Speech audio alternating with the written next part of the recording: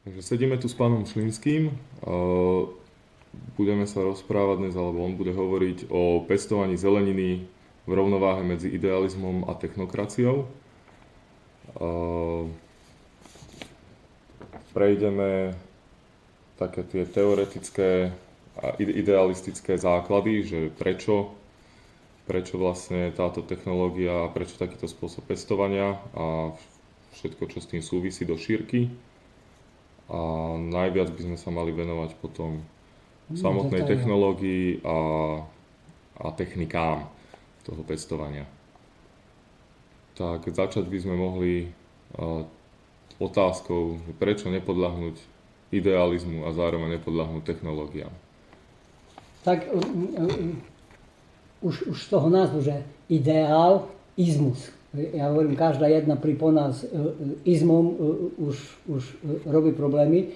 No a ekologické poľnohospodárstvo, keď zoberieme úplne z tej prapodstaty, vzniklo na základe toho, že spotrebitelia začali mať obavy o svoje zdravie, keď sa dozvedeli podrobnejšie, akým spôsobom sa dneska to priemyselné poľnohospodárstvo dopracováva ku potravinám, ktoré konzumujú. Takže ten ideál tu existoval na základe obavy o vlastné zdravie. A tak, jak ja hovorím, ideály dostávame z vrchu a keď do nich príliš nakombinujeme rozum, tak je z toho idealizmus a idealizmus ten dostane vždycky idealistov. Takže v mojom prípade to ekologické pestovanie zeleniny bolo predmetom mojich úvah hneď keď som skončil na vysokej škole a nastúpil ako praktický zeleninár na družstvo, kde sme pestovali zeleninu štandardným spôsobom, ktorý bol v tomto čase možný. To prakticky znamenalo, že bola k dispozícii skupina manuálnych pracovníkov s veľmi nízkou úrovňou vzdelania a k dispozícii bola technológia, ktorá bola len uspôsobená z veľkoplošných poľnohospodárskych strojov na použitie v zelenine, nič špeciálneho, takže bolo to také kombinovanie očakávaní s možnosťami, ktoré ste mohli mať pod kontrolou. No a už v týchto časoch mi robilo vnútorne veľký problém, keď sme išli striekať kapustu a proti mlináriku kapustnému sa pri ochrane kapusty používal fosdrin, organofosfát, ktorý som musel nahlásiť 48 hodín pred aplikáciou prípravku na miestny národný výbor, aby vyhlasili, že včelári nech zatvoria včely, že bude používaný fosdrin. A traktoristovi každú pol hodinu som išiel do kabíny a pozeral, či nemá zväčšené zreničky. Skrátka, a vtedy vznikal ten vnútorný rozpor, že pestujeme zeleninu ako nevyhnutnú zložku zdravej potravy za použitia rozriedených bojových otravných látok. Prakticky úvahy o tom, ktoré som mal, som ale v praxi nemohol realizovať. Existoval tu plán, bol som len koliesko súkoly, ktoré malo plniť a príliš nešpekulovať. No a kedy to začínalo byť pre mňa také až neúnosné, keď ste v rozpore so svojím presvedčením a s realitou, ktorú musíte realizovať, sa u nás zmenil režim. No a ja som vtedy uvažoval, že keď som od 6. ročníka základnej školy chcel byť zeleninár, vyštudoval som na vysokej škole a potom praktická stránka veci ukázala, že není to možné. Družstvo so zeleninou skončilo, lebo tá zelenina viac menej bola prikazaná z hora a prenašala pre družstvo len stratu, takže prvé, čoho sa zbavovalo, bolo špeciálnej rastlinnej výroby, v našom prípade tej zeleniny. No a ja som stal pred dilemou, že či ďalej pokračovať ako zeleninár, alebo ako, keď chcem prežiť. No a u nás sa vtedy, jak sa hovorí, roztrhlo v rece s tými ideálmi ekologickými, aktivisti, sloboda zvierat, za matku zem a spústa organizácií, ktorí sa zaoberali riešením problému ekológie, ekologizácie, počnú s poľnohospodárstvom a končia až energetikou. No a na rozdiel od aktivistov, s ktorými som sa stretol, ja som bol profesionálny zeleninár a to obrovské nadšenie na vylúčenie agrochemikálií a všetko, čo s tým súvisí. V mojom prípade hneď pred očami mi vyskakovali tie obrazy, že akým spôsobom sa vysporiadať na ploche, ktorá by ma uživila s problematikou burín, chorôb, zvládnutia obrábania pôdy spôsobom, aby som to fyzicky zvládol a ekonomické výsledky mi zabezpečili štandard.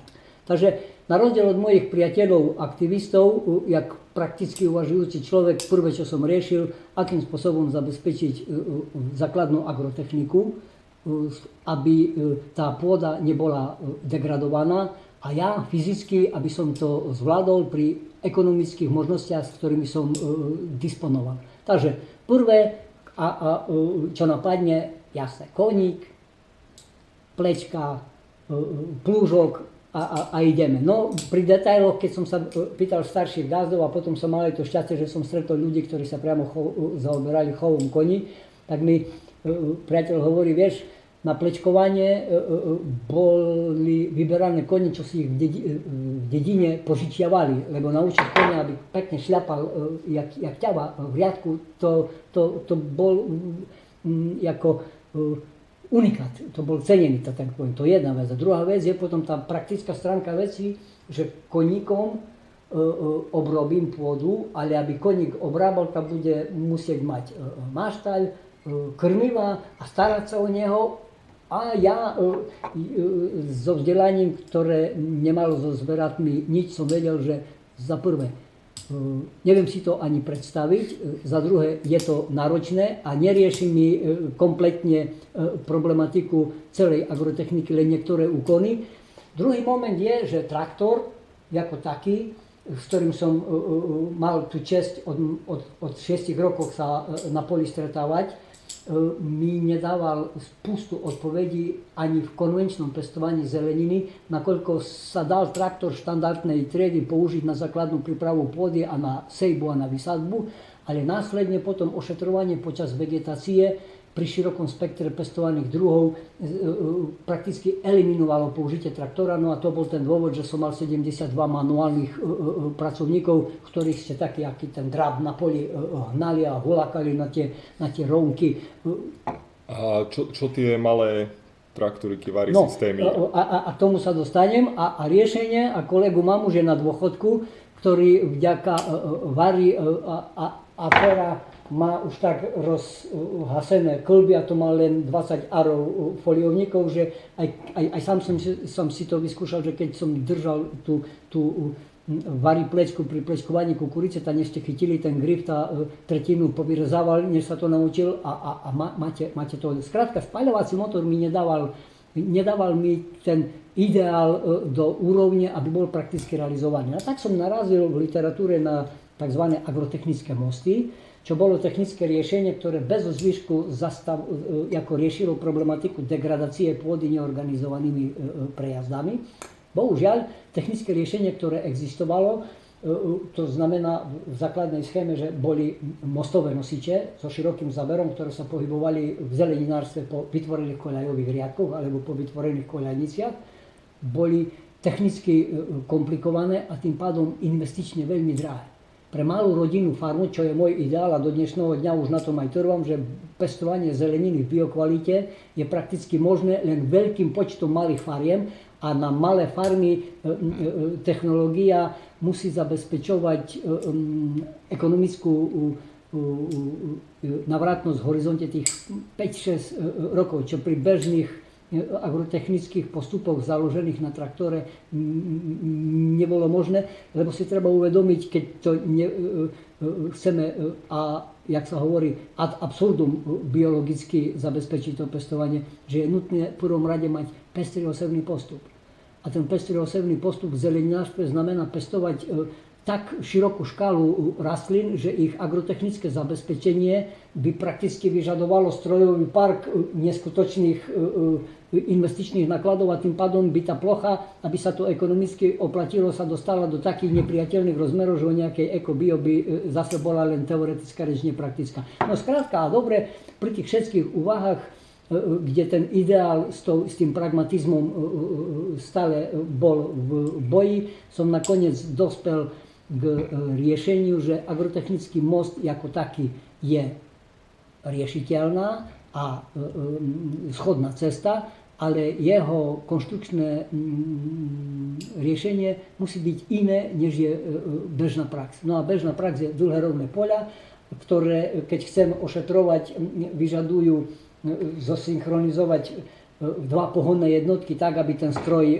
držal limit. Konštrukcia, ktorá by otačala pracovné naradia, zabezpečala medziriadkovú vzdialenosť, vyžaduje počítačom riadené systémy a tým pádom tie konštrukcie, ktoré som videl vo svete, anglický Dowler a izraelský Aeschalon, boli stroje, ktorí sa sériovo vyrábali, ale ten Aeschalon v tých v 85. roku stál $400,000 a Dowler 85,000 libier šterlingov.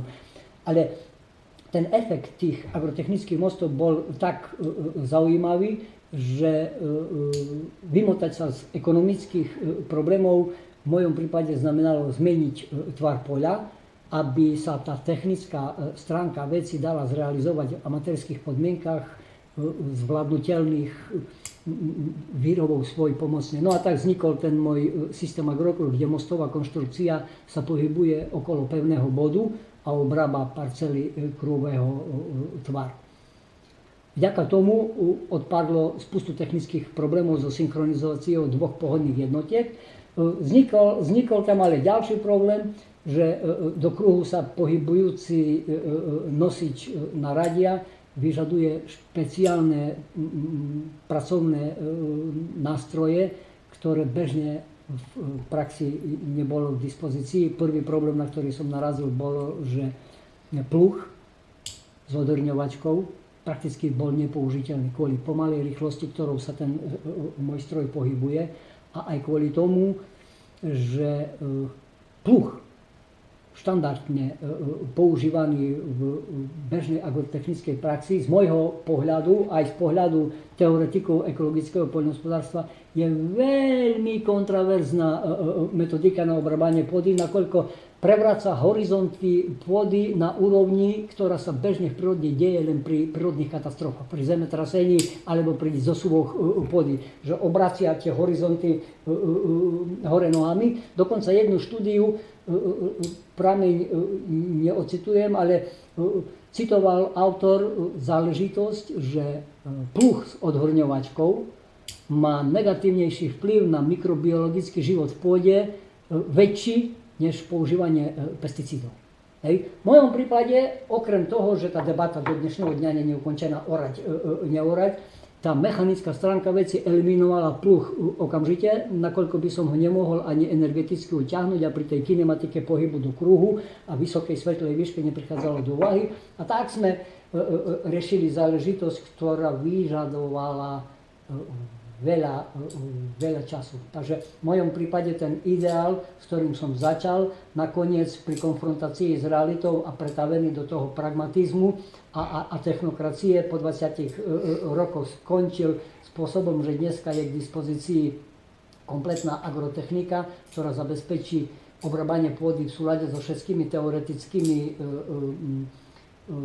požiadavkami, ktoré sú definované pre ekologické poľnohospodárstvo, a pritom ekonomicky je to možné zabezpečiť aj za ekonomických podmienok, s ktorým disponuje väčšia časť slovenskej populácie. Nevýhoda je, ani nevýhoda, nutnosť je, že na začiatku, než sa to stane bežným štandardom a trošku viacej budú mať malí roľníci politickú silu, je to možné aplikovať len pri pestovaní zeleniny v teplých výrobných oblastiach. Takže z tej širokej, podľa mňa v krátkosti povedanej odpovedi na zosúladenie rovnováhy medzi idealizmom a technokratizmom. Treba, vždycky pri tých svojich prednáškach hovorím, že aby to bolo udržateľné, treba mať 5P pokope. Presvedčenie, že to má cenu z dôvodu, že nič iné zatiaľ vo vesmíre, kde by sme mohli existovať za takých nákladov, jak momentálne existujeme na Zemi, nie. Takže presvedčenie, že má cenu prestať byť dobyvateľom Zeme a stať sa obyvateľom Zeme. Potom poznanie, že nestačí, že ja nesúhlasím s tým, čo sa deje, ale mať dostatok vedomostí, aby som to, s čím nesúhlasím, mohol uviesť do praxe tak, aby to akceptovali aj tí, ktorým to ešte není jasné. Takže máme presvedčenie, poznanie, pôda. Pôdu, mať k dispozícii pôdu, ktorá bude pre vás, jak sa voľakedy hovorilo, rodná hrúda, grúd. A to je problém, zase ideál a prax, že na Slovensku je vlastníctvo pôdy rozdrobené a predchádzajúcim spôsobom zcelené do veľkých lánov zabraňuje drobným užívateľom, aby sa vôbec ku svojej pôde dostali, a aj tí idealisti, ktorí sa k nej dostanú, a ja už to zažívam pri 3. duplikovaní systému Agrokruh, neakceptujú alebo neberú príliš do úvahy jednu podstatnú vec, naštartovať aj generačnú kontinuitu, že nestačí, že ja som nadšený pre eko, ale keď nebudem pracovať na tom, aby môj syn, alebo daj Boh, aspoň vnúk, sa stal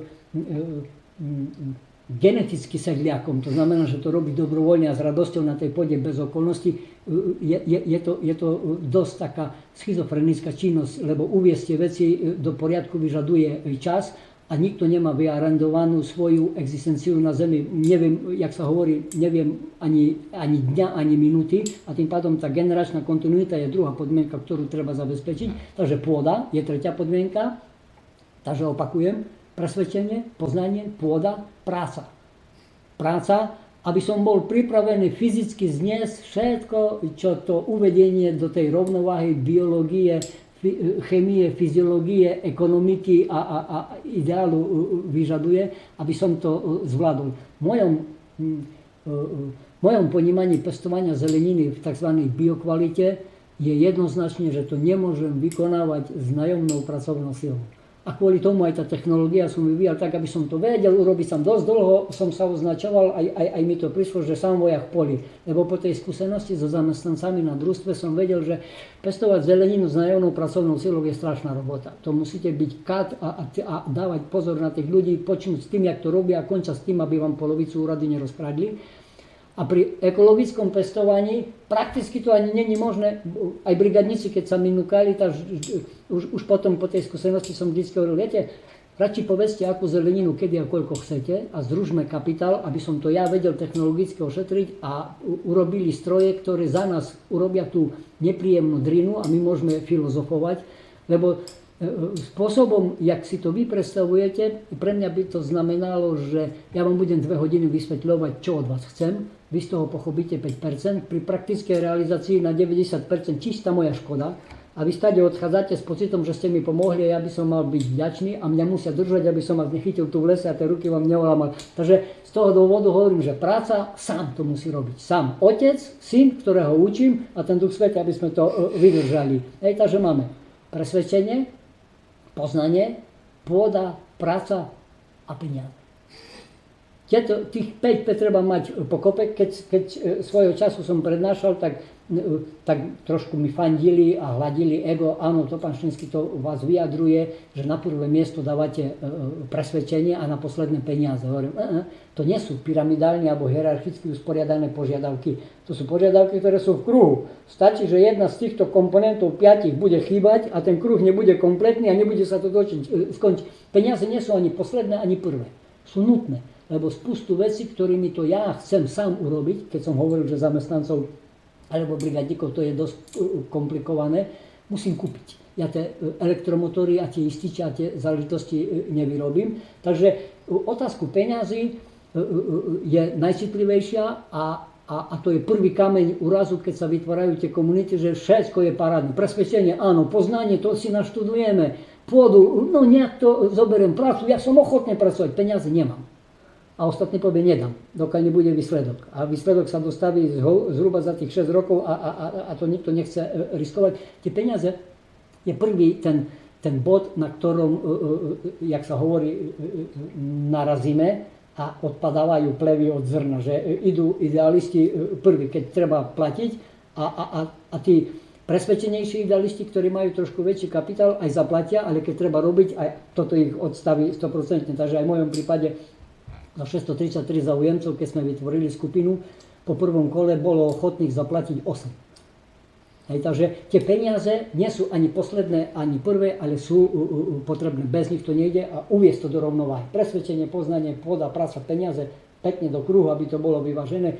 No a peniaze po stretnutí už bohužiaľ nebojím Karolom Končkom som narazil na termín permakultúra a komunitou podporované poľnohospodárstvo. A keď mi daroval tú knihu Permakultúra v kocke, to tam bolo rozpísané otázka komunitou podporovaného poľnohospodárstva, že ľudia, ktorí nevedia, nechcú alebo nemôžu si dopestovať sami, združia sa okolo svojho pestovateľa a poskytnú mu kapitál. Potom kolega bol v Spojených štátoch amerických 2 roky na robotu a písal, že idem už nazad, nejaký dolár mi zarobil, darunok, aký chceš. Ja som ho poprosil, že nech mi kúpi knihu. V Spojených štátoch vydali takú knihu o Community Supported Agriculture a tam bolo porozpisované viacej variantov. No a mne sa najviacej pozdávala tá varianta, že ľudia by združili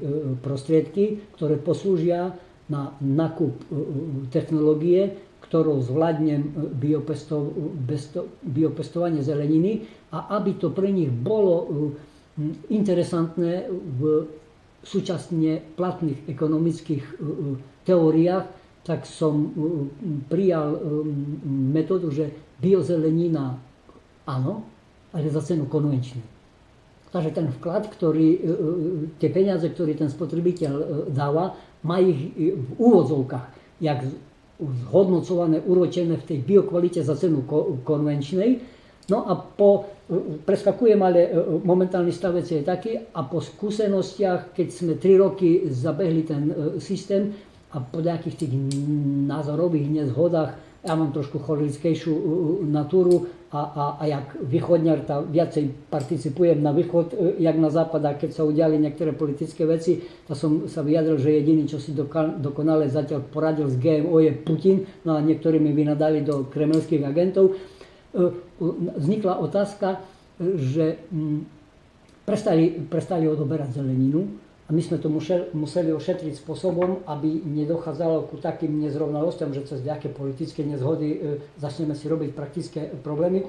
Tak posledná úprava v tých peniazoch bola, že splátka pôžičky už není viazaná na konkrétny čas, ale je viazaná na odobratú zeleninu, kde tá splátka pôžičky je 20% zľava z odobratej zeleniny. Takže keď ten spotrebiteľ je zeleniny na kvanta, tá zhruba za 6, za 8 rokov tú pôžičku splatí. No a keď neodoberá zeleninu, tak nemá právny nárok žiadať do mňa vrátenie peňazí, lebo ja tie peniaze premením na kábly.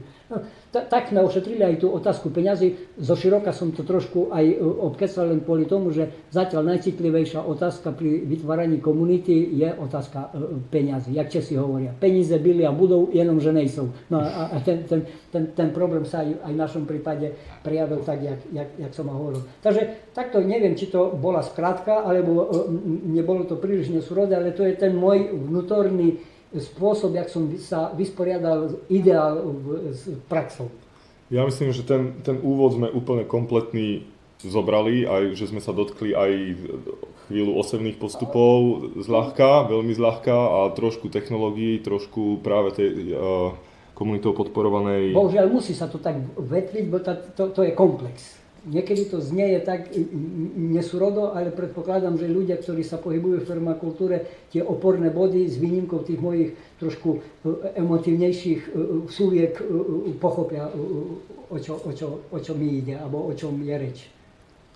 Určite. Teraz by sme sa mohli viac venovať tej technickejšej alebo technologickejšej stránke.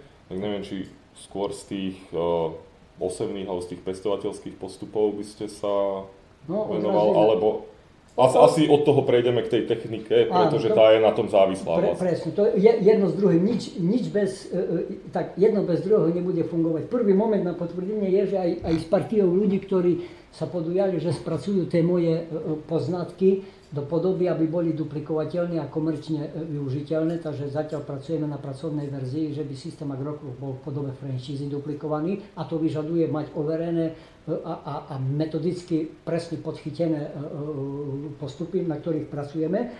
A aj pri formovaní tejto skupiny sme narazili na problém, že otázka technológie, či to bude zamerané na šírenie technológie, alebo na vzdelávaciu činnosť na pestovanie biozeleniny. Kategoricky som povedal, všetko treba spojiť a jediné, čo budeme produkovať, že výstupom tejto spoločnosti bude modelová rodinná farma na biopestovanie zeleniny v uzavretom technologickom, agrotechnickom aj ekonomickom modeli, ktorý je v praxi overený. Takže popíšeme a postupne pôjdem na detaily. Jak už som hovoril v úvode, pestovanie zeleniny v biokvalite je prakticky z môjho vnútorného presvedčenia a v praxi potvrdených záležitostí možné len veľkým počtom malých fariem. Mne dáva aj z toho sociálneho, aj z ekologického hľadiska jednoznačne význam, aby sa poľnohospodárska produkcia, alebo radšej to zužme len na kategóriu zeleniny, potom sa nebude dať to príliš zovšeobecňovať. Dá sa to a má zmysel realizovať len na malých rodinných farmách, kde tá väzba ku pôde je osobná. V našom prípade ten systém Agrokruh je 2-hektárová výmera plochy pôdy, na ktorej je potrebné zabezpečiť rotáciu pestovaných druhov spôsobom, aby na tej istej ploche minimálne tá istá čeľaď nebola skôr jak za 6 rokov. Z tohto dôvodu je systém Agrokruh duplikovateľný a použiteľný len v teplých výrobných oblastiach, kde vyrastie bez veľkých rizik široký spektrum pestovaných druhov, aby som tú základnú podmienku rotácie v rámci osevného postupu vedel dodržať. A to v praktickej podobe znamená 15 kruhov, na ktorých sa pestuje zelenina v štvorhonovom rotačnom systéme, kde prvý rok je strukovina, druhým rokom je zelenina hluboviny, tretím rokom je koreňová a cibuľová a štvrtým rokom plodová. Prerušovač je facelia a podsev ďateliny plazivej v hlubovinách. No a Slovák je zemiakový, bandurkový, takže 5. segment sú zemiaky. Takže 12 kruhov je zelenina, a 3 kruhy sú zemiaky. Zemiaky nám trošku robili problém, lebo sú čeľaď solanáce, čo v prípade so zelenými znamená, že je tá istá čeľaď, jak sú paradajky a paprika. Paradajky a paprika je dosť, jak by som to povedal, solventná zelenina. Z plochy sa dá dosiahnuť celkom zaujímavá tržba. No a konflikt, aby po zemiakoch 3 kruhy nenastala kolízia, že po 3. alebo 4. rokom, tam, kde boli zemiaky, sa dostávajú paradajky alebo paprika. A chceme to striktne dodržiavať, sa podarilo vyriešiť tou faciliou, kde po skorých zemiakoch, jak prerušovať osevného postupu, vysielame faceliu a tým pádom dojde ku prerušeniu a po facilii potom idú hluboviny a ďalším rokom tam môže už ísť paprika a paradajky a nemusí, respektíve je ošetrený problém, že nie po 6 rokov po sebe, ale po 3 rokoch. Bohužiaľ, podsev ďateliny plazivej v hlubovinách sme zatiaľ prakticky neoverili, nakoľko tú pôdu rekultivujeme, k tomu sa potom ešte dostaneme, ale čo je najpodstatnejšie, sme obkolesení konvenčne obrávanými plochami, od ktorých sme, chvála Bohu, oddelení prirodzenými prekažkami, takže naľavo je les, v týle máme malý Dunaj, napravo je uzavretá remiska tých vysokých stromov a krovín, takže ja ich len počujem, že tam robia. No v každom prípade pri vysokej koncentrácii pestovania repky olejnej, pri biologickom pestovaní hlubovín nemáme zatiaľ nárok sa vysporiadať bez chemie už hneď na začiatku so skočkami, ktoré dokážu za 3 dní zlikvidovať porast bez pardonu. Ochrana voči tomu je len mechanická, ale tá zaž vyžaduje investície a aj overiť tú konštrukciu vzhľadom na tú našu agrotechniku. No takže bavíme sa o základe systému Agrokruh, ktorý je postavený na malej rodinnej farme s 2-hektarovou výmerou, na ktorej je uložených 15 kruhov. Výmera jedného kruhu je 1017 štvorečných metrov a tie kruhové parcely sú obrábané technológiou Agrokruh, čo je modifikácia mostového nosiča Maradia, ktorý sa otáča okolo centrálu v strede kruhovej parcely. Dĺžka ramena je 18 metrov, priemer kruhu je 36 metrov, plocha celková je 1017 štvorečných metrov. Užitková plocha po odpočítaní manipulačnej a prejazdovej cestičky je 1000 štvorečných metrov. Veľmi ľahko sa na základe týchto údajov dá zostaviť potreba osiva, sadiva a vzhľadom na skutočnosť, že každá jedna parcela je presne v teréne definovaná, s presne označeným bodom a s presnou výmerou, je aj veľmi ľahko dodržateľná záležitosť presnej rotácie, kontroly a absolútneho prehľadu, čo sa na ploche deje. Takže aj keď to preženiem, aj 40 rokov potom, keď sa začne na tomto systéme hospodáriť, viete kedykoľvek skontrolovať podľa čísla kruhu, či ten osevný postup je tam dodržaný. Považujem to za veľmi dôležité, lebo sám musíte, keď robíte v záhradke, vedieť, aký problém je po 3 rokoch. Čo sme tu mali pred 3 rokmi? Asi to nebolo, dáme to, nedá sa. Tie základné podmienky, rotácia osevného postupu minimálne na úrovni rovnakej čeladi a potom ešte ďalšie jednejšie, hlboko koreniace, plitko koreniace, úzkolisté, širokolisté, náročné na živiny a tak ďalej. Treba mať v prvom rade presne identifikované body a evidencia. Takže hovorím, 2-hektarová farma, na ktorej je 15 kruhov. Aby to bolo ekonomicky únosné, tých 15 kruhov je obrábaných spôsobom, že 3 kruhy sú vybavené jedným mostovým nosičom Maradia. Tie 3 kruhy sú do trojuholníka vedľa seba a potreba, aby ich obrábal jeden most, vyplynula z toho, že, jak som hovoril, že práca nájomnou pracovnou silou zatiaľ mne nevychádza, že by bola ani ekonomicky zvládnutelná kvôli legislatíve. Zamestnanec je dosť veľká záťaž pre súkromne hospodáriaceho roľníka.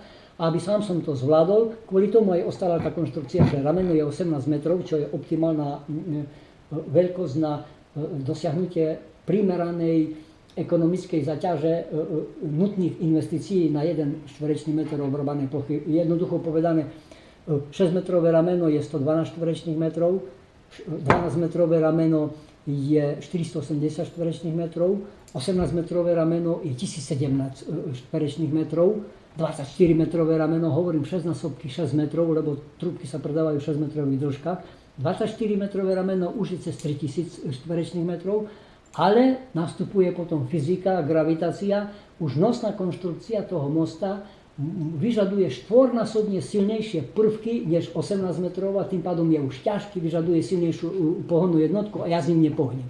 Takže ten optimálny kompromis, aby to bolo ekonomicky únosné, fyzicky pevné a ja s tým vedel pohnúť aj sám, je tých 18 metrov. S tým, že tie 3 kruhy medzi sebou sa hoci ktorého kruhu v tej trojici, na hoci ktorý dostanem tak, že pôjdem na spojnicu tých 2 kruhov a most pretočením okolo pevného bodu, kde sa tie kruhy dotýkajú, prekráča na druhý bod a tým pádom jeden človek to zvládne. Technicky je to riešené tak, že pohon mostov je zabezpečený elektromotorom.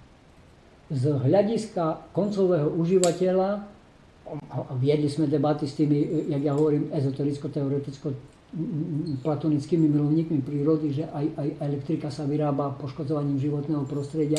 podstata veci je ale, že z pohľadu konečného spotrebiteľa elektrika je najčistejší zdroj energie. Keď budem trošku cynický, veľmi rýchlo vie tých, čo tomu nerozumejú, odstaviť. V lepšom prípade ho to poriadne kopne, v horšom prípade ho to odstaví už na večnú pamäť. Kdežto pri spaľovacom motori, to vždy tak hovorím, pri použití spaľovacích motorov, aj keď sme sa bavili o tých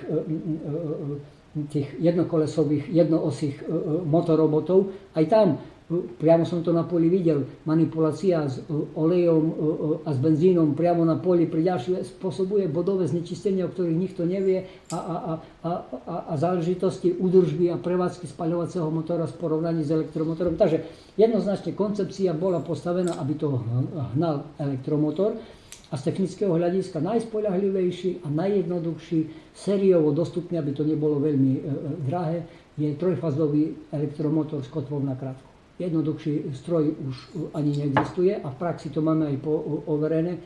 Verzia Mosta prvotná, ktorá tu ešte je, má 20 rokov a pohodné jednotky som sa ani nedotkol zatiaľ, chvála Bohu. Nikdy žiadny problém s tým nebol. Takže pohon je realizovaný trojfázovým elektromotorom s kotvou na krátko, kde príkon motora, ktorý otáča 18-metrovým ramenom, je 3/4 kW, 750 W. Tak, jak som hovoril, ten otáčavý pohyb mostovej konštrukcie vyžaduje ale špeciálne naradia, aby som zvládal kompletnú agrotechniku. Po mechanickom vylúčení pulvozodorňovačkou sme vyvinuli riľovací stroj, ktorý nakypruje aj doslova na úrovni totálneho zhutnenia pôdy, skoro jak betón, čo sa udialo pri prejazdoch, keď rekonštruovali stĺpy. Tým riľovacím strojom dokážeme aj totálne zhutnenú pôdu nakypriť spôsobom, že neničí tú štruktúru pôdy a vďaka pakovému mechanizmu, ktorý zabezpečuje, že riľ sa kolmo vsúva do pôdy a potom kývavým pohybom odsúva obrabaný odval pôdy tak, že netlačí ho oproti pevnej pôde, čo robí pluh, ale tlačí ho do vzduchu, kde pri dvíhaní tej pôdy, obrabaného kusku pôdy, vôbec nedochádza k postlačeniu a ničeniu štruktúry. A potom ho opäť položí v takom istom vertikálnom rozložení pôdnych horizontov, jak bolo na začiatku, akurát, že je nakyprený. No a to je najenergeticky najnáročnejší stroj, ktorý dokáže do 30 cm nakypriť aj totálne zhutnenú pôdu a má príkon 1,5 kW. Takže energeticky je táto technológia z môjho pohľadu zatiaľ neprekonateľná. Bohužiaľ, pri ekonomickom stanovení ceny tejto technológie narazíme na bežnú ekonomickú teóriu, keďže sa jedná o malosériový, dokonca jednokusová výroba, nákup v maloobchodných cenách komponentov, ktoré musíte použiť, jak sa hovorí, seriózne, nakoľko, jak som spomínal, elektrika nepozná príliš humor. Dochádza k tomu, že pri debatách sa ohradzujú potenciálni záujemci, že tá investícia na tú technológiu je skoro taká istá, jak na traktor. No a v takomto prípade vždycky odkazujem na to, že traktory sú vyrábané vo veľkých sériách a poľnohospodárska veľkovýroba pracuje v ekonomicky priateľných číslach len s prihľadnutím na skutočnosť, že negatíva sa odsúvajú pre budúce generácie alebo sú na úkor ekonomicky slabších krajín z tretieho sveta. Takže externalizáciou svojich nákladov aj budúcich a devastáciou životného prostredia a pôdy tá ekonomická v číslach vyjadrená stránka veci príliš nepresvedčuje. Hej. V každom prípade, keď sme sa bavili s praktikmi a akceptovali, že tá degradácia pôdy už len tým hrubým pohľadom na zhutňovaní, že neorganizovanými prejazdami dochádza ku zhutňovaniu pôdy a tým pádom vstúpajú energetické náklady, akceptovali to, ale v zápäte išla pripomienka, no dobre, ale medzi tými kruhovými parcelami ostávajú tie nevyužité trojuholníky. No a to som pred chvíľou, aj jak si robili ten záber, vždycky, aj keď prídu záhradkári, spýtajte sa tých čmeliakov a tých motýlov, či tento trojuholník v ekostabilizačnej zóne vysadený levanduľou, saturejku tam máme, šalviu lekárskú, či je nevyužitá plocha. Tí čmeliaci, keby vedeli povedať, tak mi zatleskajú krydelkami, že konečne po zožatí repky, olejky a obilia, kde sú absolútne sterilne čisté plochy, majú stále dostatok potravy na to, aby sa mohli rozvíjať a pomáhať pri riešení ekologických záležitostí pri pestovaní.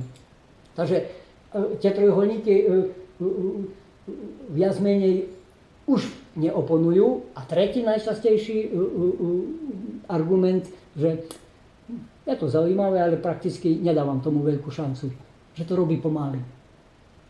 No a ja trošku tak vždy arogantne hovorím, no, keď chceš zajtra zomrieť, tak fakt to robí pomaly. Ale podstata veci je taká, že zase čas. Posudzujme otázku času. Degradáciou pôdy pluhom s odhrňovačkou, neorganizovanými prejazdami dochádza ku zhutňovaniu pôdy a k problematike erózie, kde nám odnáša najúrodnejšie vrchné časti ornice, buď vietor, alebo voda.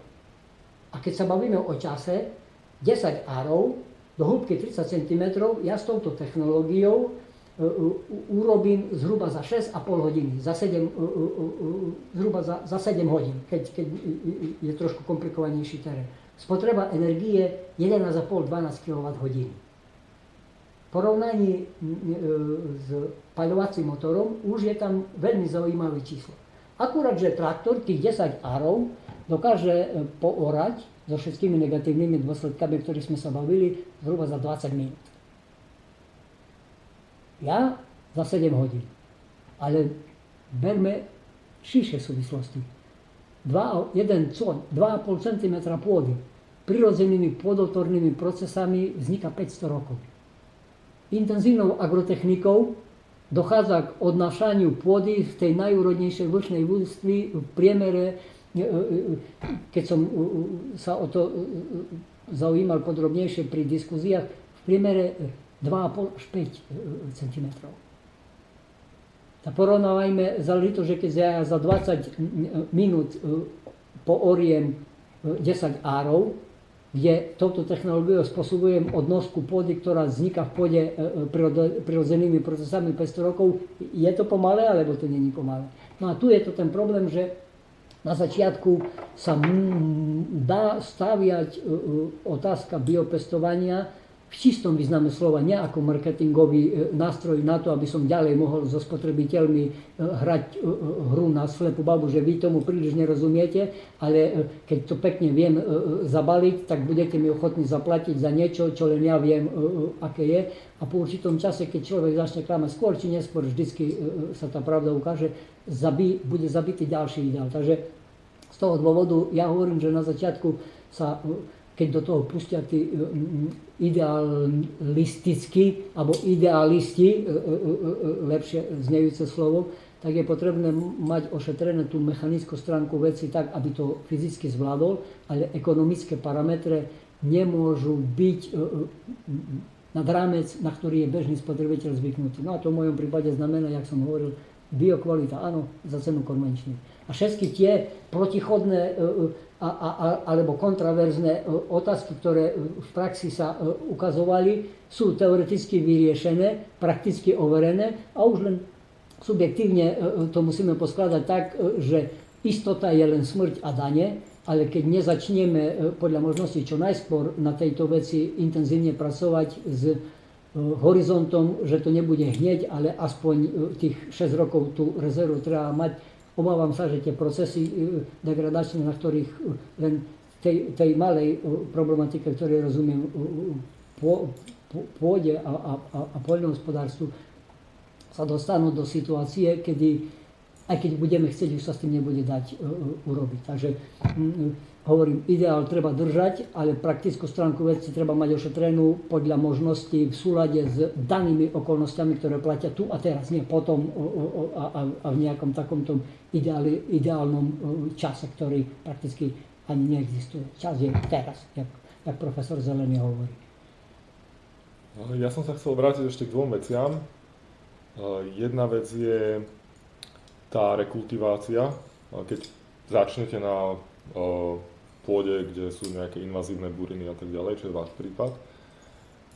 A druhá vec je, ste tak okrajovo spomenul eróziu, že aký je dopad trebárs takéhoto hospodárenia na eróziu a akým spôsobom o tom premýšľate a riešite. Keď pôjdeme cez otázka erózie, stačí si predstaviť, jak som hovoril, že plocha farmy má 2 hektáre, na ktorej je 15 kruhov, na ktorých je realizovaná ekonomická stránka veci pestovania zeleniny. A tieto kruhové parcely sú rovnomerne po celej ploche vystredané trojuholníkovými neobrabanými kúskami pôdy, kde je to ponechané na začiatku, kedy máme spustu praktických problémov a málo kapitálu v tom prirodzenom poraste, kde agrotechnika v tých trojuholníkoch spočívala na pokosení rastlín, ktoré sa bežne označujú pojmom, že burina, potom, jak odkvitli, aby sa to ďalej nešírilo. Už len hrubý pohľad ukazuje, že záležitosť tu na tejto rovine, kde fúkajú vetry a je tu pieštitá pôda, tá veterná erózia tu má svoje opodstatnenie, takto vysporiadaná plocha je erózne veľmi odolná v porovnaní s 40 hektárovým lanom, kde po skosení ostáva otvorený 2-3 týždňa a po podmietke ďalších 2 mesiace než príde. Takže automaticky z toho vyplýva druhý moment, ktorý sa nám ukázal, keď bolo, aj teraz, keď je sucho, neobrábame paušálne plochu. To znamená, že nejdeme mechanicky spracovať celú plochu, ale mechanicky intenzívnejšie a tým pádom na pôdnu štruktúru a na ďalšie záležitosti od toho sa odvíjajúce negatívne pôsobíme len v tej najnutnejšej miere, kde sa musím dostať do situácie, že spracujem mechanicky tú pôdu tak, aby som ju vedel ručne, hlavne pri sadení.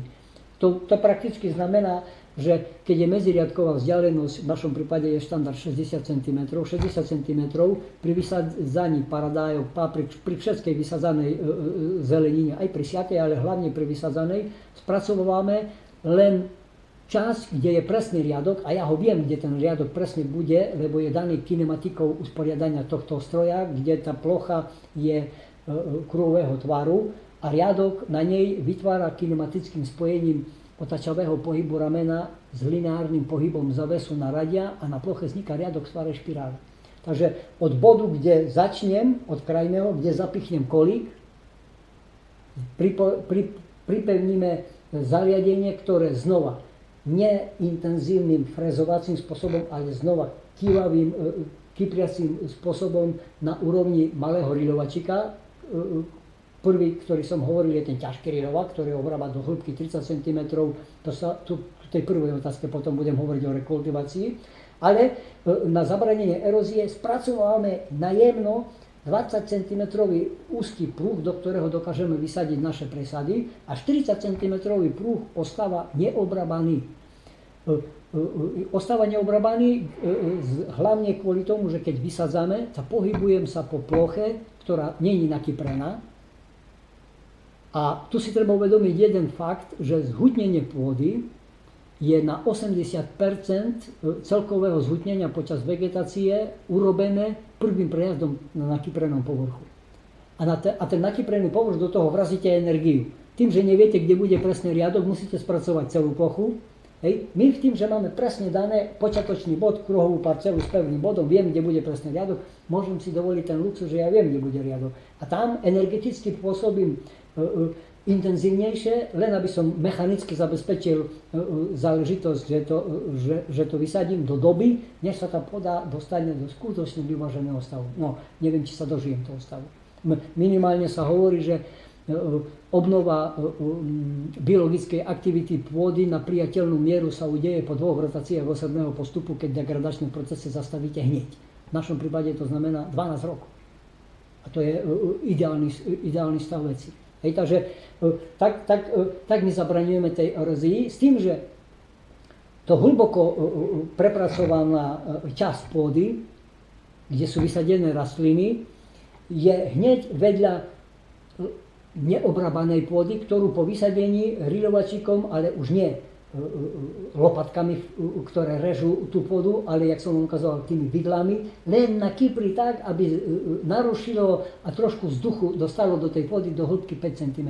Dosť ako vznikajú efekty z toho, že pri vyššej úrovni nedostatku zrážok, čo aj teraz je, tou kapilárnou zlinavosťou zlina voda v tej neobrábanej časti do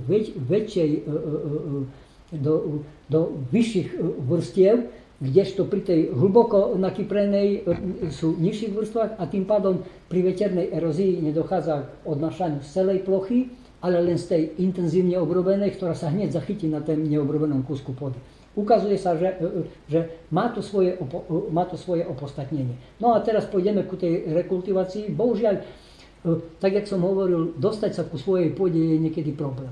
A keď vám vyčlenia pôdu, na ktorej vás nechajú, aby ste svoj ideálny zámer mohli realizovať, vo väčšine prípadov je tá pôda v takom stave, že už ani konvenčný systém nevedel poradiť, čo bol aj náš prípad, že totálne zarastená zlatobylom kanadským inváznou rastlinou plocha, kde prakticky štandardnou technológiou bol neriešiteľný problém, jak sa toho zbaviť, keď odmietnete použitie totálnych herbicídov. Hej. Nakoľko ten Roundup, čak aby ho vzal na neho, som myslel, ten zlatobyl kanadský, on sa rozmnožuje koreňovými odenkami.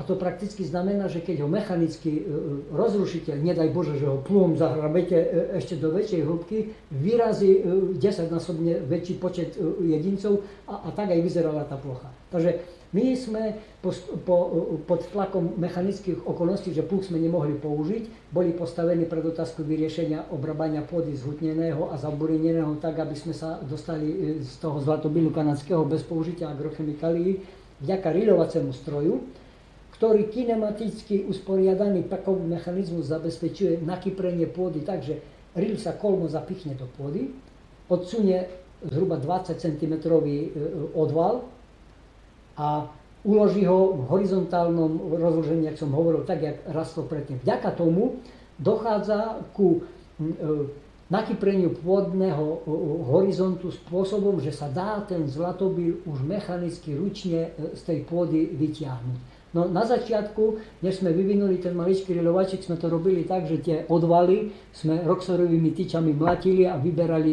z nich korene. No zhruba mesiac a pol trvalo vyčistenie jedného kruhu pri takejto práci. Ale pri takej tej mechanickej námahe sa zapnú zavity a po osvedčení sa toho riľovacieho stroja tá istá kinematika pohybu kývavého sme aplikovali na ten maličký riľovačik, kde po riľovakom nakyprený, zhutnený a zlatobylom kanadským zaburinený povrch.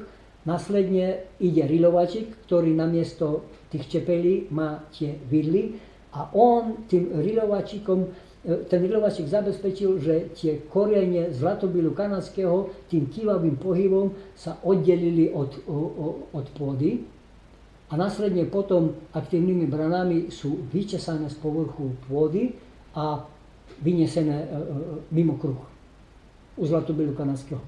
Bohužiaľ, chvála Bohu, po vyriešení problematiky, že sme z plochy kruhov eliminovali zlatobyl kanadský, sa otvoril priestor pre pirplazivy. Na nešťastie ten pirplazivy v porovnaní so zlatobylom kanadským predstavoval problém v tom, že pri tých odvaloch aj po vyčesaní riľovačikom bolo nutné vidlami ho jak seno zhrabovať, dosť namáhavá práca, i keď v porovnaní s oklepovaním roxorov sme už vedeli za 3 týždne vyčistiť od píru, ale jeden kruh a na ďalší už ste nechávali na budúci rok. Ako znova fyzicky veľmi namáhavá práca a otrávna. No a tak sme po skúsenostiach so tým zlatobylom kanadským, kde sme používali brany, ktorými sme to vyčesávali, u píru sa to nedalo, lebo tie korene naviazané v tej pôde boli takým spôsobom, že to držalo dokopy. ten pír s tou pôdou držal dokopy a tie pasívne brány, keď išli, tak stačilo, že zachytili prvý drn a po 2 metroch z toho bol buldozer, že už nevyčesávalo ten pír, ale hrnulo tú pôdu a za chvíľu sa stroj zastavil.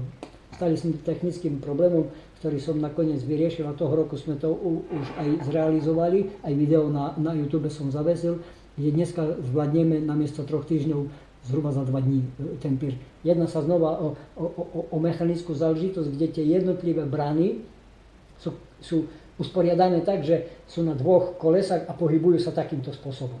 Takže zapichne sa, dvihne a sústava tých brán vedľa seba zabezpečuje tak, že jedny brány pri presúvaní idú hore a druhé brány idú dole. Takže aj keď nastal ten stav, že ten spojený pôdny odval s koreňami pírov a s tou pôdou sa zasekol do tej brány, tak keď prvé brány do nich sa zasekol, išli hore a druhé išli dole, tak tie dole ho zhodili zo tých brán, zachytili ho ďalšie a krásne to vyčistilo. Nakoniec ste videli na okraji zhrnutý ten pír, ktorý sme na začiatku z plochy vynašali preč.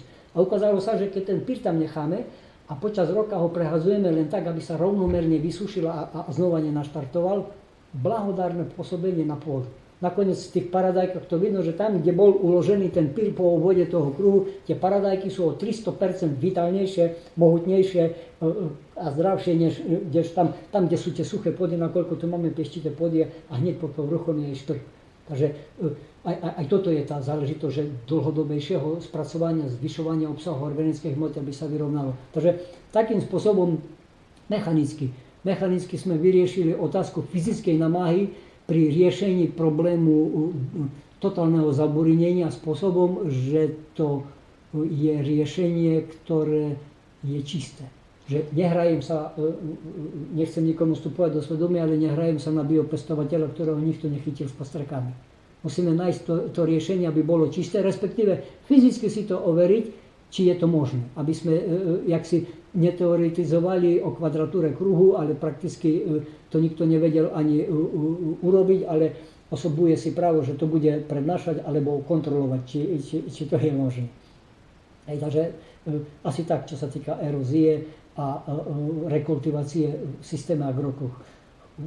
Tá rekultivácia je najintenzívnejší moment, kedy sa prejaví to vaše odhodlanie, že či to chcete vydržať. Tá fyzická namáha s tým spojená je tak tvrdá, že veľmi rýchlo ten ideál sa vytreská z hlavy. No, v našom prípade to bolo trošku viacej spojené s fanatizmom a potom s dokazovaním svojej pravdy, ale tak či tak svoj deň nikdy neprekročíte. No a tým, že syn pokračuje ďalej, aj potom, že si to fyzicky overil, mne, keď je to subjektívne, dáva takú tú drzosť hovoriť, že zatiaľ lepší systém na riešenie problémov, ktoré existujú, niet.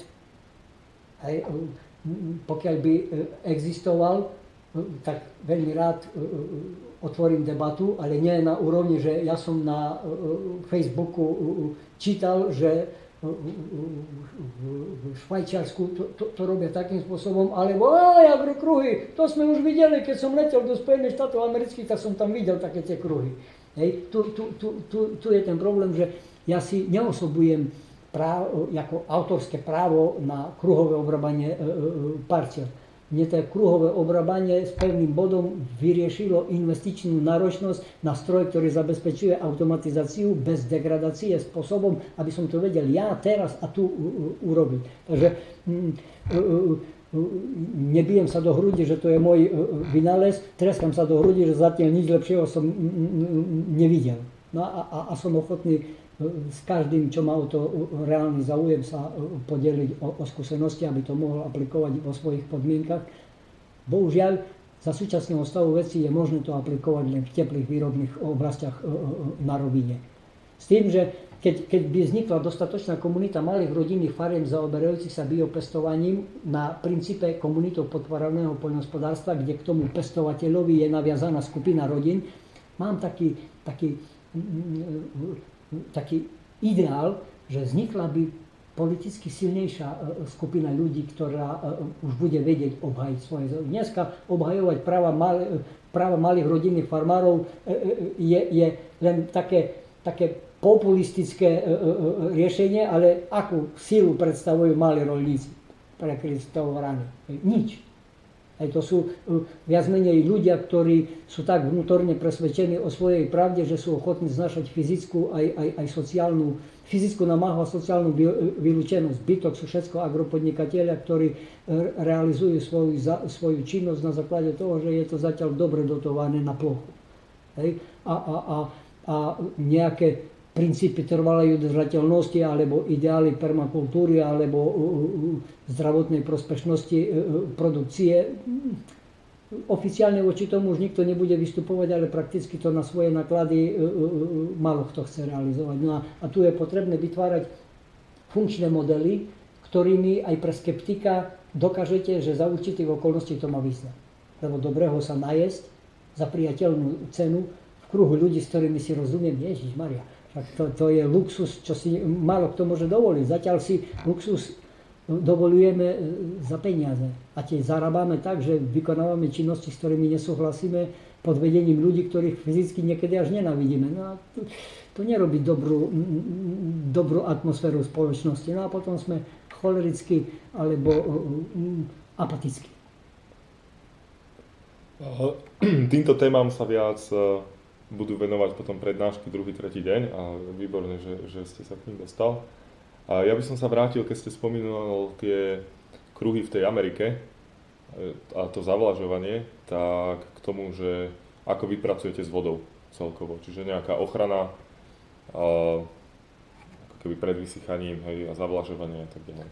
No, momentálne je tá situácia tohto roku veľmi kritická. Prakticky tu na našej ploche od vysadby.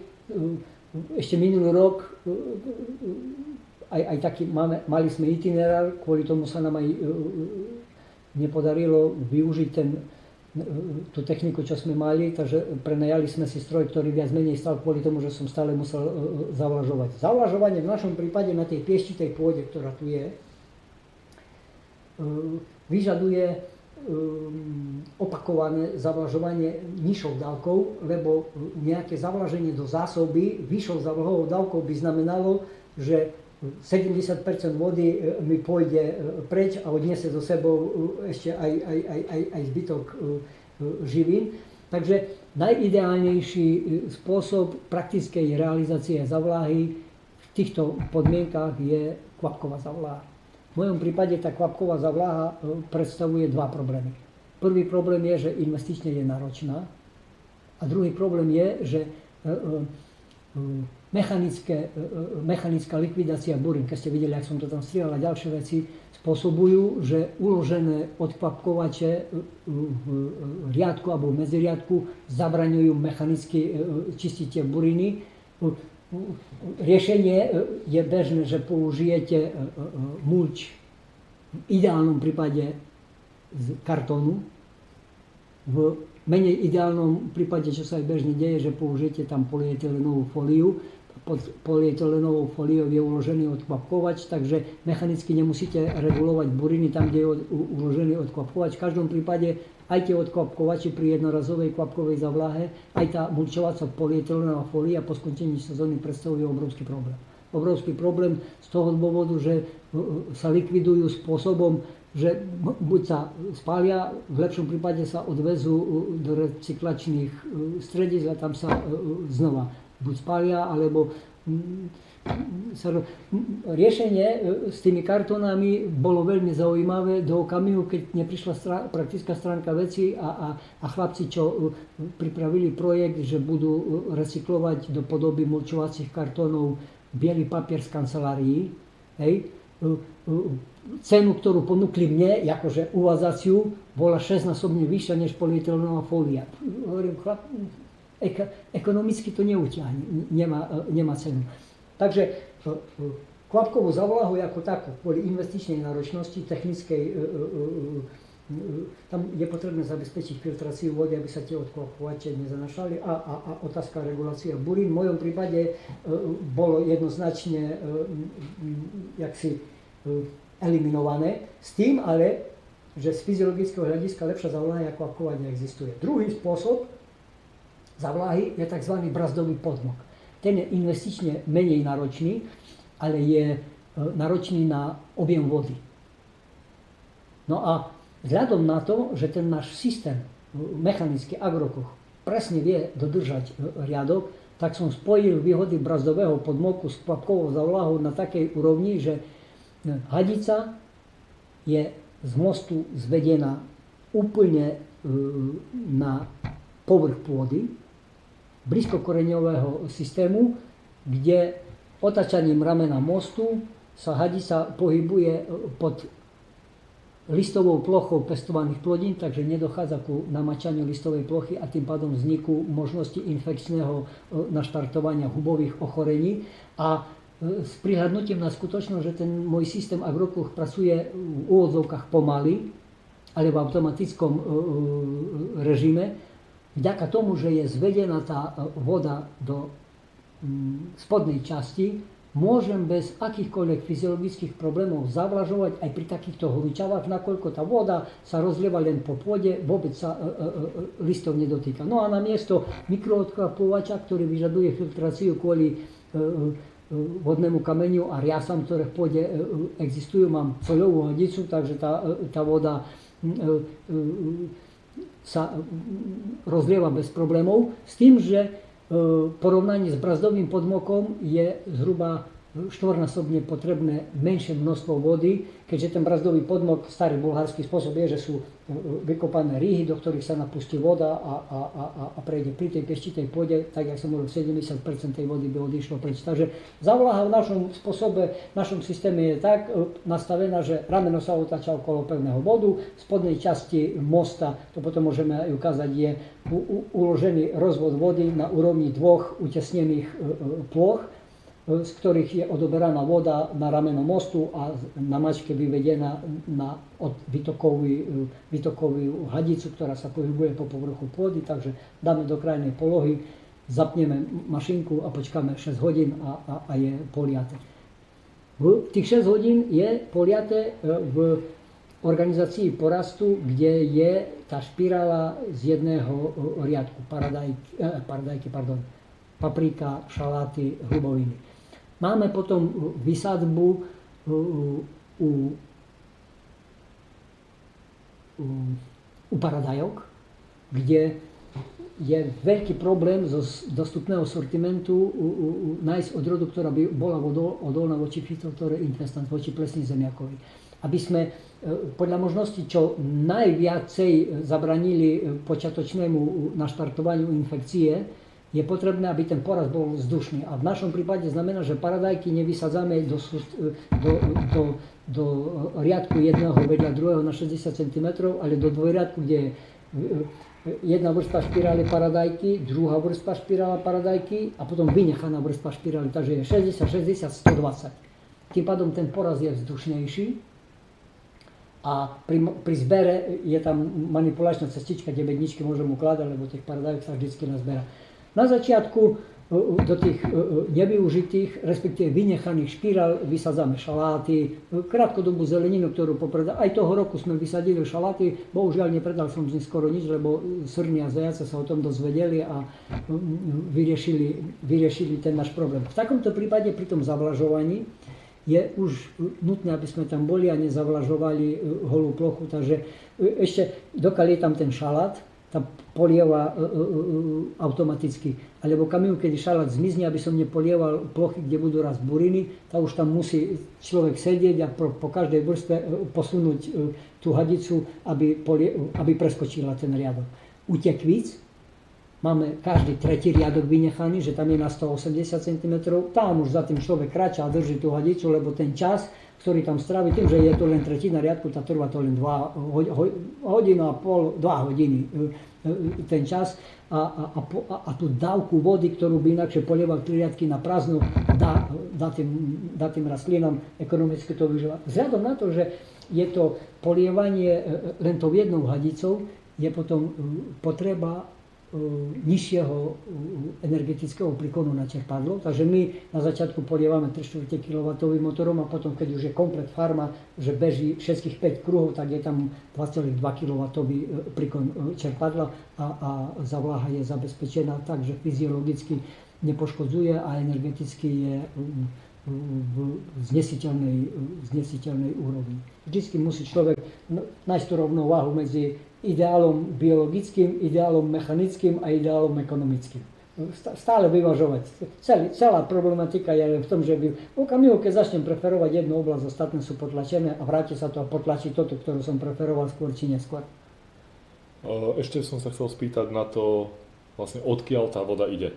Teda tu v tejto lokalite je taká ideálna lokalita.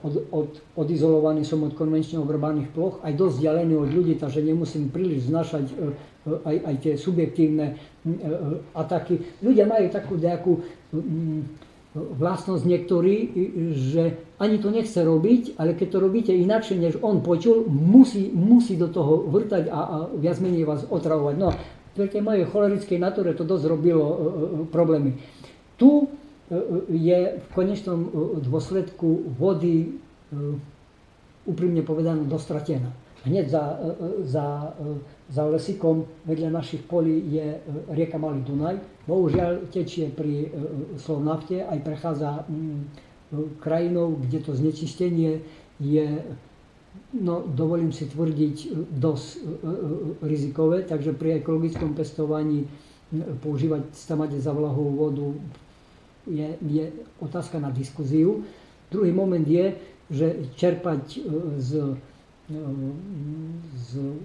vonkajšieho zdroja je, že aj legislatívne to treba ošetriť, ale najpodstatnejšia vec, že čerpadlo musíte nechať na brehu a neviem, či by som ho ráno tam našiel. Chvála Bohu, bývalé hospodárstvo tu bolo, majú tú studňu, takže a v tej studni tej vody je dosť. Takže vyriešili sme záležitosť spôsobom, že používame tú studničnú vodu, ale je potrebe tam aj ju ohriať, aj zbaviť sa železa a manganu vyššieho obsahu. Tak sme to ošetrili, takže v spolupráci s občianskym združením Artur, keď sa tu vybudovala, my jej tomu hovoríme, že seminárna budova, kde pred seminárnou budovou je urobené umelé jazierko. Takže čerpáme vodu zo studní na strechu tej seminárnej budovy, zo tej strechy zatiaľ improvizovaným vodopadom, to znamená celovou hadicou vyvedenou nad Rímsu, padá voda do jazierka a tým, jak padá, dochádza k jej okysličovaniu a oxidácii toho železa a manganu. Takže po fyzickým spôsobom sa zbavíme toho železa a manganu a tá voda zo studní padá na severný koniec jazierka a na južnej strane jazierka máme urobenú štrukovú pličinu, kde tá voda je čerpaná už len z hĺbky 30 cm, ohriatá, odstatá, rybičky a riasy prakticky zabezpečujú, že tie rastlinky v okamihu, kedy polieme, tam majú taký ten požitok tepla, odstatá voda, ešte aj obohatená o organické odpady z rybiek a ďalších vecí, tak takým spôsobom sme to viac menej dostali do takého optimálneho stavu z možností, ktoré táto lokalita poskytuje. Tu vždycky hovorím, paušalizovať sa nedá, vždycky treba, v kruhoch permakultúry o tom ani nemusím hovoriť, tam je vždycky súlad a využiť to, čo je v tomto prostredí optimálne. Tak, aby človek nebol príliš veľký devastátor, ale ani príliš veľký taký ten lesný muž, že využívam len zlomok možností, ktoré mám k dispozícii na úkor svojho pohodlia. Takže nájsť ten kompromis, ale v každom prípade optimálne využívať danosti lokality. A pri tom zavlažovaní my využívame tú danu, že tu je podzemnej vody dostatok. No aj to je dôvod, kvôli čomu tak niekedy intenzívne, emočne hovorím, že začneme najskôr na rovinách obnovovať vzťah ku tej pôde na tých najúrodnejších kúskoch pôdy, aby sme ich mali pod vlastnou kontrolou aj aj emočnou, aj ekonomickou, aj technickou, lebo pod nami je dosť vzácny zdroj pitnej vody. A pred 2 rokmi tá snaha vybudovať ropovod z Rakúska cez Žitný ostrov dosť. No a teraz je tu ten problém tej toxickej skládky vo Vraku. Ide tým smerom dosť veľké. Ale nemá cenu toto rozoberať. To len chcem povedať, že akým spôsobom my pod tlakom nejakých ekonomických kategórií, ktoré sú viac menej len krátkodobo zamerané na získavanie benefitu pre dosť úzkú skupinu ľudí, dokážeme likvidovať možnosti pre všeobecné žitie širokej skupiny. Ohrozíme pôdu, ohrozíme vodu, ohrozíme sociálne vzťahy medzi sebou. No to je ten dôvod, čo človeka drží, aby hľadal funkčné cesty riešenia tohto problému. Bohužiaľ cez politiku, ja som o tom presvedčený, nedá sa to vyriešiť cez politiku. Toto. Dobre, aby sme neskončili negatívne, tak mohli by sme to nejak zhrnúť, že nejak, viem, že sa to nedá tak bodovo úplne povedať, ale také tie hlavné myšlienky toho postupu, keď ja trebárs ako budúci farmár, dajme tomu, chcem aplikovať váš systém, tak na čo si mám dať pozor, čo by som mal spraviť, za kým ísť, na čo sa pripraviť, tak za 10 minút. Za súčasného stavu veci zoberieme tak reálny model, ktorý aplikujeme a potom ten optimálny, na ktorom pracujeme. Reálny model momentálne taký je, že zatiaľ hospodáriť ako malý roľník má význam len pri intenzívnych plodinách a to bez pochyby je ekologicky pestovaná zelenina.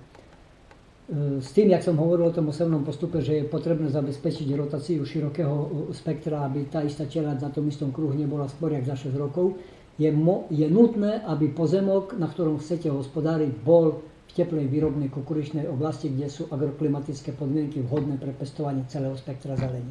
Takže v našich slovenských podmienkach podunajská nížina, juhovýchodná časť zemplínskej roviny. Vymerá 2 hektáre, a teraz tie komplikovanejšie veci, ktoré eliminujú aj v tých vhodných agroklimatických podmienkach.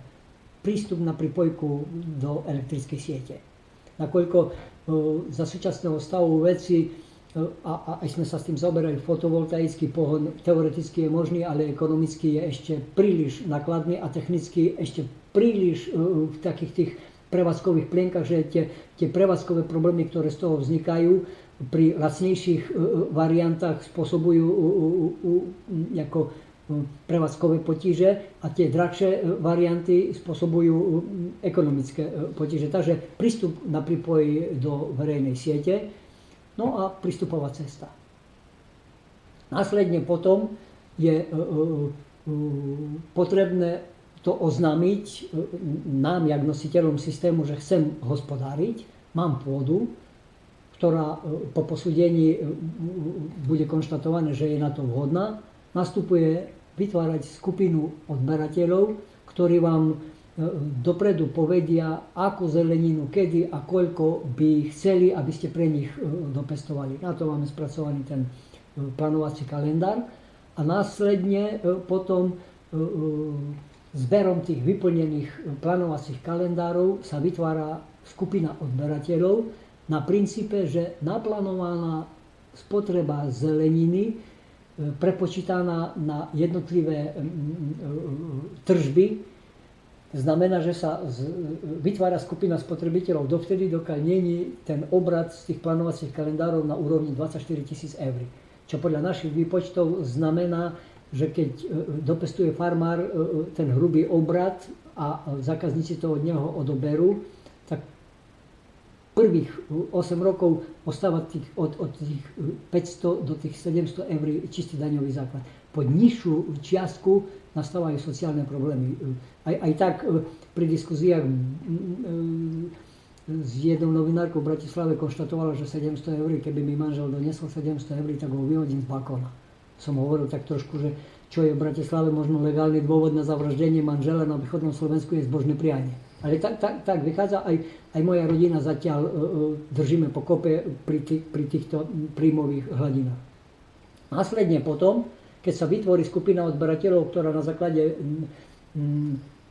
plánovacích kalendárov zadeklarovala, že odobere zeleninu v hrubom obrate za tých 24 000 eur, nastupuje fáza vytvárania komunity, ktorá podporí svojho pestovateľa investičným vkladom, z ktorého je investične zabezpečená realizácia technológie, ktorou to ten farmár to zvládne takým spôsobom, že bude produkovať zeleninu v biokvalite, ale realizačná cena pre spotrebiteľa bude v porovnaní s konvenčnou zeleninou rovnaká. To znamená, že cena zeleniny v biokvalite sa ku spotrebiteľovi dostane za cenu, jak je bežný štandard konvenčnej zeleniny, a to je výnos z toho jeho vkladu. Aby to nebolo na úrovni, že tu máš dar, rob si s tým, čo chceš. Dneska viem, že darované peniaze, môj otec nebojí hovoril tak, že treba byť poctivý, lebo z ukradnutej svine ešte nikto nepribral. Ja po tých skúsenostiach viem, že aj tie grantové peniaze neriešia prakticky nič, len keď sa vyčerpajú grantové peniaze, tak skončí aj projekt. Takže aby sa ten kruh uzatvoril, peniaze, čo sa do toho vrazia, sa musia vrátiť naspäť v nominálnej hodnote. A to v našom systéme znamená, že spotrebiteľ má výnos zo svojho vkladu v podobe zeleniny v biokvalite za cenu konvenčnej a pestovateľ mu ten jeho vklad vracia 20% zľavou z odobratej zeleniny. No a v takomto prípade, keď sa podarí vytvoriť skupinu odberateľov, ktorá zadeklaruje, pripraví štartovací kapitál, sa uzatvára zatiaľ so mnou, ale pripravujeme aj spoločnosť, ktorá to bude už na profesionálnejšej úrovni, uzatvára so mnou licenčnú zmluvu o užívaní značky Agrokruh, kde je mu predané know-how a zabezpečená zaškolenie a kontrola a garancia pre spotrebiteľov, že tento robí tak, jak som ja hovoril a jak vy akceptujete, že to je priateľná miera. S tým, že pri porušení tých pravidiel sám oznamujem spotrebiteľom, že nesplnil podmienky. No chvála Bohu, zatiaľ sme to nemuseli zrealizovať, bo zatiaľ sa duplikuje len prvá farma. Prakticky v poradí už druhá, ale prvá, kde sú tieto aspekty už ošetrené, jak sa hovorí, čierne na bielom. Predtým to bola len taká dohoda kamarát, gentleman agreement, ale okolnosti sa vyvinuli spôsobom, že dodatočne vyžadovať, keď ste sa na tom nedohodli dopredu, spôsobuje len problémy, takže nechali sme to tak. Dneska je výroba kruhu, respektíve technológie zabezpečená subdodávateľsky, že nakupované elektrické diely a sústružené diely je možné do 3 mesiacov po dohodnutí sa zrealizovať farmu. Takže prvý rok, tak aj časovo vždycky hovoríme, do augusta vytvoriť skupinu odberateľov a združiť kapitál. September, október, november sa vyrobia potrebné komponenty a na budúci rok sa zrealizuje farma a na tretí rok nabehuje produkcia a spotrebitelia dostávajú široké spektrum pestovaných druhov zeleniny v biokvalite za cenu konvenčnej s rizikami, ktoré musíme akceptovať, lebo je to pod holým nebom a organicky v prostredí, ktoré je na 99% dosť agresívne, že toto, čo som zasial, nemáte nárok odo mňa aj požadovať, aby som vám dodal. Takže, jak som spomínal, zajace a srnky v šaláte, hluboviny, skočky, neskôr jarné mrazíky. A to je to ten moment, ktorý sa ťažko vysvetľuje ľuďom, ktorí žijú v meste, ale zároveň je aj potrebný, aby fyzicky na základe vlastného prežitia pochopili, že tie potraviny, to nie je absolútna istota, ktorú ja kladiem jak svoju požiadavku. To je očakávanie, aby to neznelo tak pateticky, očakávanie, že ma Boh miluje tak, že mi umožní sa najesť. A ja to pri súčasnom mentálnom založení ľudí, to znamená netrpezlivosť a strach, je dosť podstatný moment, keď sa podarí spoločnosti dosiahnuť, že viem, že to nie je isté, ale urobím všetko preto, aby to bolo možné. Na istotu sa nedá, ale aby to bolo možné. A v takomto prípade znamená, že viem deklarovať, čo chcem a som ochotný trpezlivo pracovať na tom, aby sa to naplnilo. Všetko ostatné je už len marketing, ktorý skôr či neskôr odkryje to pozadie. To čo? Ešte jednu takú doplňujúcu otázku by som mal, že ako ste presvedčili syna, aby pokračoval? No, to je ten najpodstatnejší moment, že som ho nepresvedčal. Nedá sa presvedčať. Podstata je, že skúsil. Šiel, viete, kamaráti, ja tak humorne hovorím, že puberta sa prejavuje tým, že dieťa začne rozmýšľať, že jak taký hlúpy rodič mohol mať takého genia. Takže v určitom čase, jak sa hovorí, že musí vyletieť z hniezda, tak je najsám potom, že nesúhlasím s tým, čo otec. Ja som to riešil spôsobom takým, že prvé, čo som potreboval zistiť, či to bude ochotný psychicky znášať. Tú pracu na poli. Tak, jak ja nemôžem robiť chirurga, že vidím cudzú kurvu a padnem do vývrtky omdlem, tak niekto neznáša pchať ruky do pôdy. S tým sa nedá nič urobiť.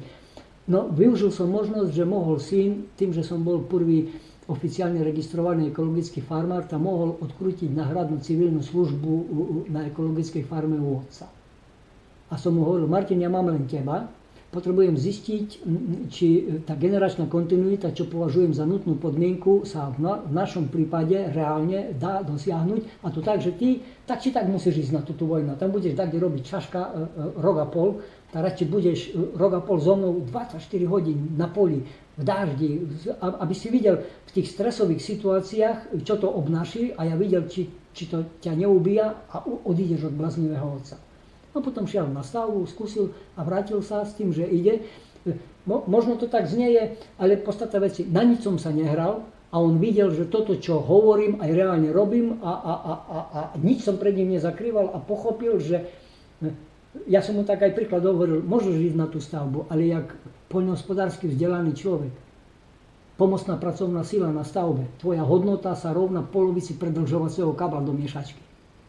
Hej? A musíš počúvať a robiť možno ešte pod väčším idiotom, než si ty, keď chceš ísť makať na cudzého. Hovorím, môj nebojý otec hovoril, že keď chlap stojí svojimi nohami na pôde, ktorú zvládne svojimi rukami, nikdy mu nikto nebude rozkazovať, ale ani on nebude môcť vysoko vyskakovať, ale bude slobodný, rovný človek. No a dneska s takým zadozučením konštatujem, že už to robí dobrovoľne a s radosťou a ja viem, že keď ma zajtra klepne Pepka, bude. Ale celá problematika, alebo nie, že problematika, odpoveď na tú otázku, nijak sa to nedá presvedčiť. Jedine tak, že budete robiť to, čo hovoríte a dúfať, že to pochopí a pôjde vo vašich koľajach. Chvála Bohu, v spoločnosti už ten pohľad na ekologicky hospodariaceho je trošku sociálne akceptovaný. Už sedlak není pejoratívom primitíva, takže trošku to pomáha. Bohužiaľ, tým, že je tu stále na poli, je sociálne viacej odlúčený, takže sám so sebou musí sa vysporiadať, ale chvála Bohu, už viac menej mám istotu, že pokračovať bude ďalej 100%, bo už okúsil aj vonkajší svet, zistil aj tú slobodu. Tu nemá isté nič, ale vie, že len toto, čo urobí, je to, čo mu môže priniesť prospech. A neurobi to spôsobom, že niekoho podvedie, ale spôsobom, že s ľuďmi, s ktorými sa spojí, posúvajú tú myšlienku funkčným smerom dopredu. No a asi toto dáva silu, neviem. Aj mne, keď som mu hovoril, musíš, keď si o niečom presvedčený, ísť za tým. A neklas podmienky, že do piatku toto, alebo inakšie nič. Toto je smer a idem. Hovorím, aj môj prípad, keď som išiel z družstva, jak mi zničili prvé tie stroje z dôvodu, ktorý je mi do dnešného dňa neznámy. A súd som vyhral a po skončení, než súdy rozhodli, tá z družstva urobili aj soročka, mal som nedobytnú pohľadávku. Nič, ale a išiel som ďalej. A diali sa okolnosti, čo by ste si nevymysleli. Tak som hovoril, Martine, musí za tým ísť. A ja keby som pred 19 rokmi, keď som povedal mamke, musím z toho družstva odísť preč, zabijem takoho, alebo mňa zabijú. A ona hovorí, čo budeme robiť. Ja neviem, čo budem robiť. Ja viem, čo už nechcem robiť. A keby som hovoril, tedy jej povedal, Mariena, vydrž, len 19 rokov. Japonci pošlú peniaze a Bratislavčan mi pri Malom Dunaji dá 2 hektáre pôdy, kde ja urobím také stroje, čo sa budú krútiť dookola a same budú obrábať pôdu. No, ako do Cvoghausu vás. A udialo sa to. Tým, že ja som ani nevedel, ani neplánoval, len som vedel, čo nechcem. Tým pádom chcem len povedať, že musíme sa rozhodnúť, čo naozaj chceme a potom za tým ísť bez ohľadu na to, čo sa deje. No, neviem, či to je duplikovateľné, ale chvála Bohu, u nás sa to ukázalo, že funguje. No a vydržať. To je cieľ. Ďakujem pekne. Vďačný.